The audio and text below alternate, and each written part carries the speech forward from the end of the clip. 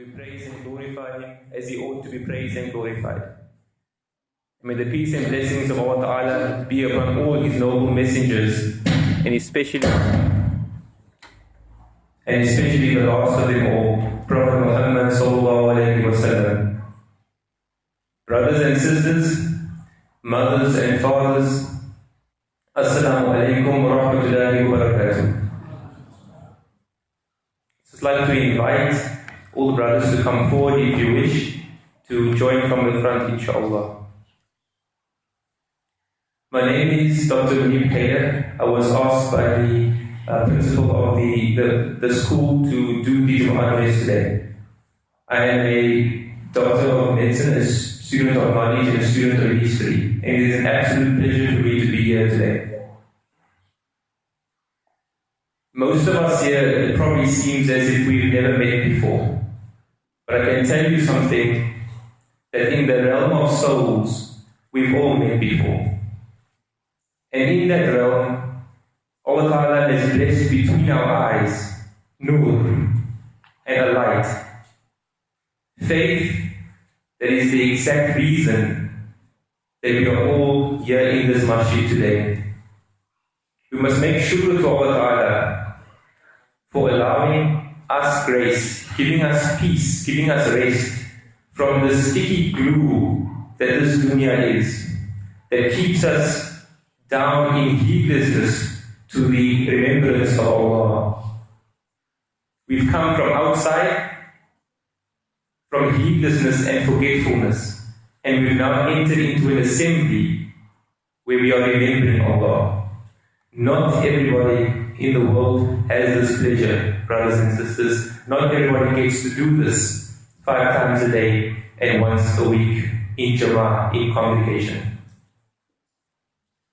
This assembly that we are in is witnessed by the Malaika. It is witnessed by the angels, and it is mentioned to Allah Ta'ala. We are constantly reminded to always seek the Sirat al-Mustaqim, the straight path, the path to the garden of Firdaus al-A'la, the garden of Eden. Our soul knows that this dunya that we are in is not our home. Our soul knows that this place, we are just but foreigners in this place, foreigners and aliens, and we are here for a short while, a very fleeting moment, and then we will return to the abode of the celestial realm. Now, brothers and sisters, how do we get there? Before we get there, we have to navigate through this world. We have to go through its tests, we have to go through its trials. But I'm sure, as it is very clear to me, it is becoming very clear to all of you that this world that we are in is becoming less and less hospitable towards us. We are becoming less and less comfortable in the world that we find ourselves in.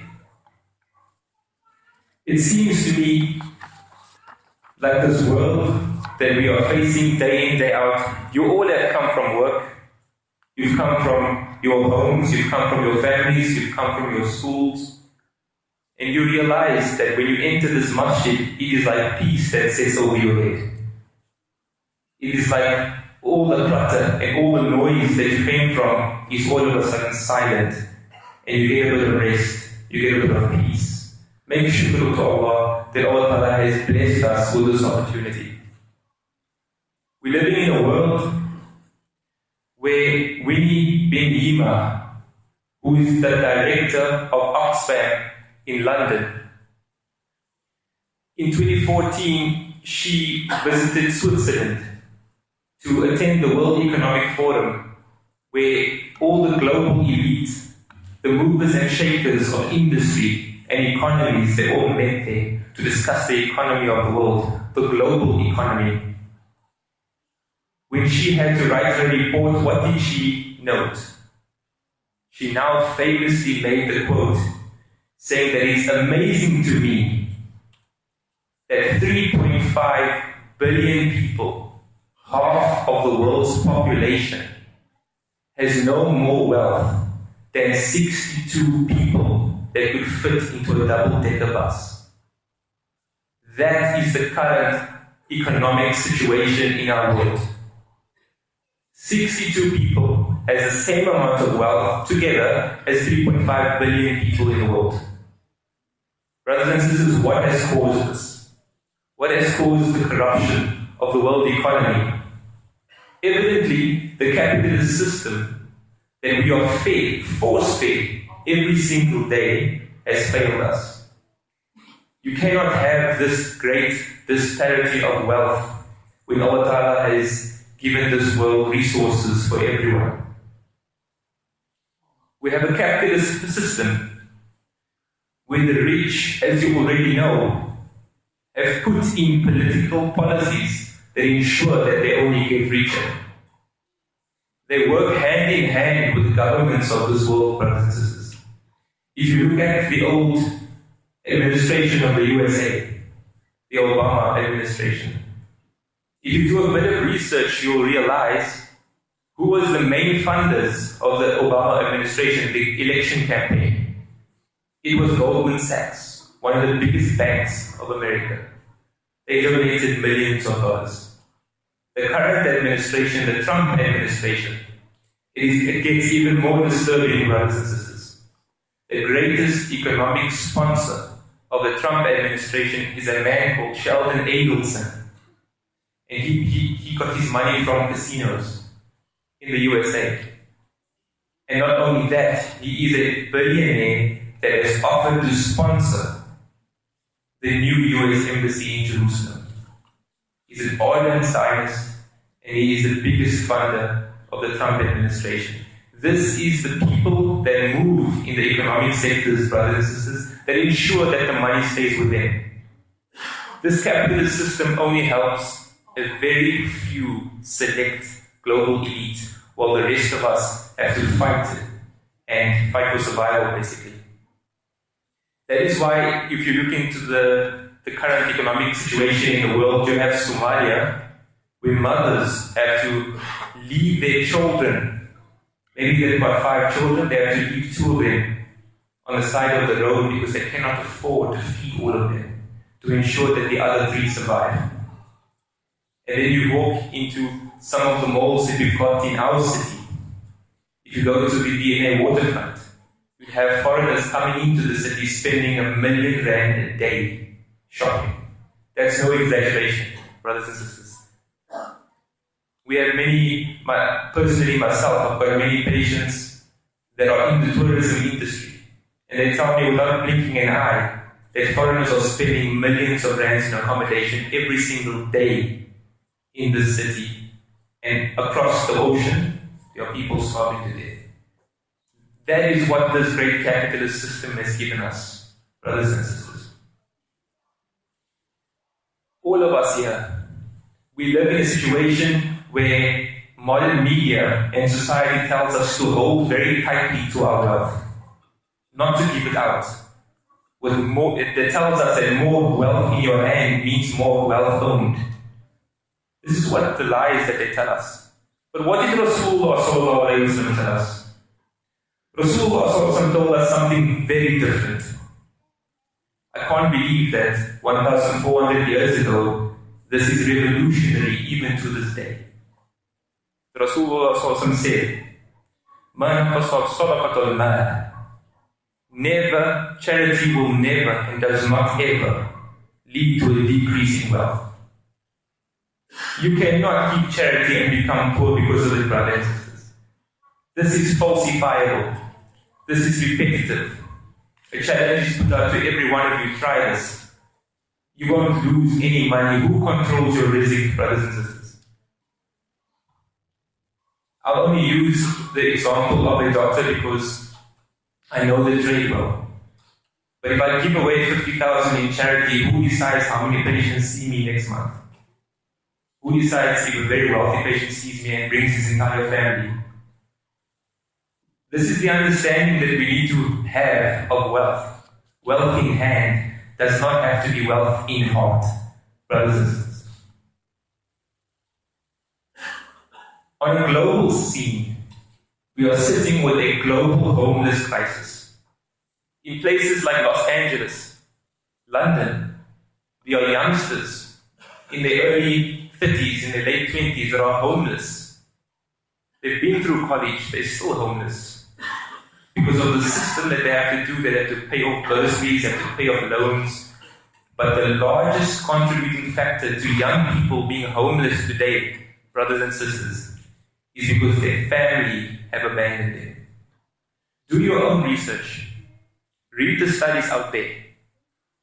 The main contributing factor, two contributing factors to me and you losing our homes tomorrow is the fact that we are 2 paychecks away from losing our homes. The only thing that keeps us in our homes and in a secure environment is the fact that Allah Ta'ala has blessed us with a family. Homeless people always complain that their families have abandoned them. Make shukr to Allah Ta'ala that you have been given a family to help you when times are getting tough. I want to share just one story with you guys. There was a homeless man that exists in the streets of Los Angeles. He was with his wife, and his wife's parents told him that they could move to Los Angeles and then help them out, set them up, get them back on their feet. When they got to Los Angeles, this promise was broken. This man, for almost 2 years, has been begging on the streets of Los Angeles. He has been beaten, robbed, he's been forced to witness the most evil of things. His wife has resorted to very immoral ways of earning money. She has fallen pregnant because of this, and she has contracted cancer of the brain, where she gets seizures every now and then. This man, when they asked him, and this is not a professional reporting exercise, this is a man with a camera going around asking random homeless people on the streets of Los Angeles. And they asked him, if you had 3 wishes, what would you wish for? The 3 wishes were as follows, brothers and sisters, and please listen to this. This is a man that has lost everything. He says, I wish my wife would be healthy again. And I wish that I had a family. And for my 3rd wish, I think I'd donate it to someone else. SubhanAllah. Something about the poor people that we see, and this can be found in many homeless people and poor people. They find God on the streets. Yet we sit in our mansions and we don't find God. So next time we see a poor person on the street, maybe it's time that we envy his position, because perhaps he's closer to Allah Ta'ala than us. Often in our society, we have homeless people around us that ask us for money. And what is the usual sentiment and excuse for us not giving money? We don't want to give, he might use it for drugs, he might buy drugs. We don't know that for sure, but we're making an educated guess or an estimation. You get something called withdrawal. Or dope sick. The Americans call it being dope sick. When you are addicted to a substance, like much of the homeless people are, they smoke drugs for the sole reason of keeping warm. It's not, there is an addictive element to it, but often they're trying to make it through the night. So what happens is they become addicted to these substances, heroin, crystal meth, you name it. When they run out of funds, their addiction kicks in. If they should get withdrawal symptoms on the street, they are prone to being beaten, killed, and having their possessions which they carry in a bag stolen away from them. So to offset these symptoms, they fuel their drug habit. Now this is not me saying that you should give them money so that they can buy drugs, but I would like us to rather empathize with the person on the street. Their life is very different to ours. Before we extend a judgmental look or a judgmental statement, let's think about this the next time, brothers and sisters. I've commented about family, how important it is, how it really is a net that's protecting us from being destitute, Allah Ta'ala has given us this family. This family, in economic terms, is called a fixed asset. Yet, what do we give it up for? We give it up for a home, or a car, or money that we feel was bequeathed to us. We give up family for dunya. That is really all that there is to it. Yet if we get dunya and we lose family, we've lost something that is much more beneficial than dunya or money. You know, when I'm thinking about these things, an ayat comes to mind. An ayat from Surah Al-Anfal, where Allah Ta'ala asks us, pleads to us and says, Ya ayyuhal insan, ma kharaqal birabika al-karim. O Muslims, what has deceived you? What has deluded you from your Lord, the most generous? Brothers, let's ask ourselves that question. What has deceived us? And if we can pinpoint what that is, use all your energy after leaving this Jumu'ah to correct that situation, inshallah. I briefly want to talk about another scourge that we see every single day on the ground amongst our community. Muslims are not immune to it. My father's in the audience, he can vouch for that. Every single day, we are witnessing the scourge of alcohol addiction. It has not left us, brothers and sisters. It started in the old government that used to use it as a political tool to subdue the masses. When they gave some of our ancestors alcohol in payment for their services on the farms. This quickly escalated into what we know as the dope system. And we are still seeing the consequences of it today. We have babies that are still born with fetal alcohol syndrome, a grave disease with alcohol injury to the brain that renders them aggressive, that renders them slightly intellectually deficit, and leads them to crime that we see today. This is not exclusive to South Africa. In Russia, now you all know about Russia, you know they love their vodka. But this is not something that they should be proud about. You know, in a city called Leningrad, was named after Vladimir Lenin in the Soviet Union. There is an absolute epidemic of young children, 6 to 10 years old, being homeless on the street. Their only means of comfort are each other. They're running around in gangs in Russia. And if you ask them, if you interview them as to why a 6-year-old girl is on the street in Russia, they say, my parents are addicted to alcohol and they neglect and they abuse us because of it. It's better to be on the street than in the arms of my mother or my father. If you look at these facts, this is not old facts, brothers and sisters, this is very recent facts. If you look at those facts, what else can you do but say, Shukr Allah, Alhamdulillah, you have saved us from this curse. We are in a situation that we are pathologically preoccupied with things in life. Whatever it may be, guys, I'm not going to go into details. Sports, our work, debating each other about silly things. But we are preoccupied with things that take us away from the remembrance of our Lord. You know the ancient Roman tactic of brigand circus? I'm sure you guys have heard about this. If you study it, you realize that all they used was food and entertainment to control the masses, to not disturb the economic and political situation of the time. Nothing's changed, brothers and sisters. They still use food and they still use entertainment. We've stopped the Colosseum for the soccer stadium. There's not much else. There's not much difference to that, brothers and sisters.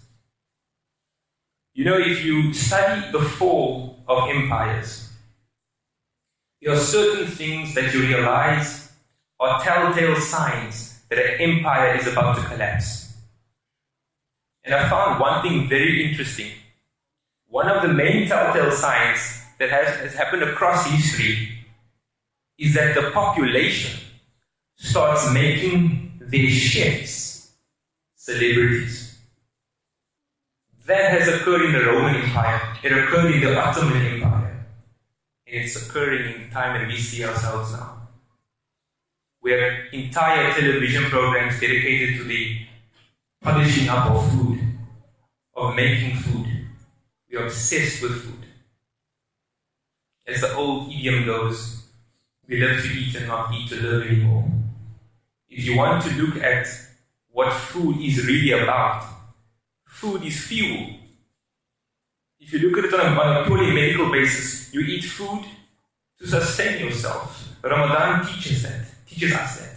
In fact, Ramadan teaches us that we're not that reliant on food to sustain ourselves.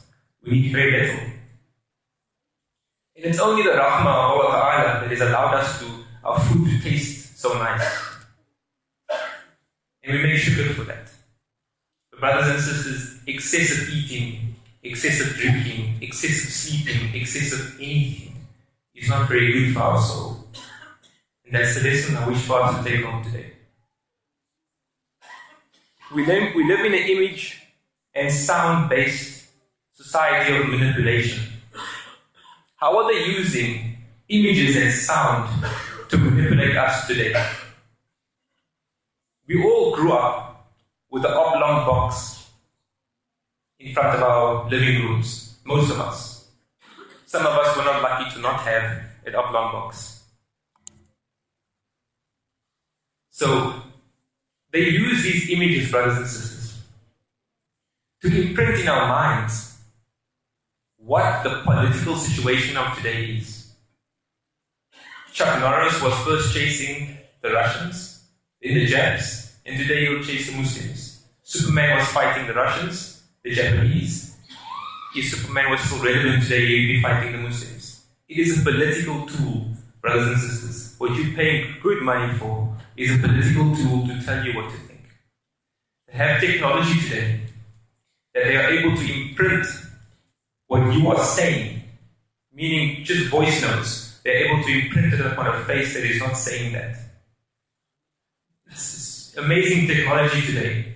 You'll see it all over the internet. That makes these times that we are living in extremely confusing, extremely deceiving. Brothers, I've just been told it is 5 minutes.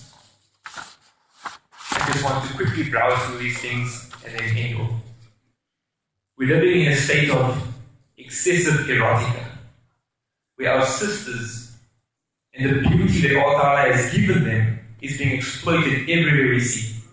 It's plastered on our walls, on advertisements, on the television, on our phones, and they know what it does to the male psyche. And they're exploiting that so that we can buy more and consume more, and vice versa. We're living in a state of luxuria, where now in the Gulf states, some of the Arab states are now using amazing wealth, squandering amazing wealth. You will have beauty treatments costing 8,000 rand an application, where they're actually massaging gold in your pores of your skin. That is what they do. They call it the degree. 8,000 a pop, brothers and sisters, to push gold in your skin in the pursuit of beautiful skin, which will never replace nur. We're living in a state of cultural homogenization, which some people call the blue jeans Jamaat. Everybody wears the same clothes, eats the same food, speaks the same language. Who has conquered you, brothers and sisters? Think about that. Who has influenced you? They all look the same, speak the same as people that live thousands of kilometers away from us. Brothers and sisters, there was many things I would like to speak about, but I'm just going to push through to the very end of the talk. And it's because it's extremely important. What are the times that we are in? How many of us, we are people that are supposed to look at signs? We look at ayah of the Quran, we look at ayah around us. The signs of the last hour are something that we need to look at. I'm going to go very quickly through these for a matter of time. The barefoot, naked Arabs will vie with each other to build large buildings. I don't have to explain that one, brothers and sisters. Time will appear and pass very quickly. Affliction and killing will increase. A man will walk past a grave and say, I wish I was in the grave. There is an absolute suicide epidemic, brothers and sisters. We see it every day in the medical fraternity. Fornication and wine will be increasing consumption. There will be a decrease of male births and an increase in female births. That is already happening. Young people will have massive wealth. Mark Zuckerberg, Larry Page, Sergey Brin from Google and Facebook together, they probably have about $200 billion. This is happening in our time. Mark Zuckerberg is 34 years old, brothers and sisters. 34.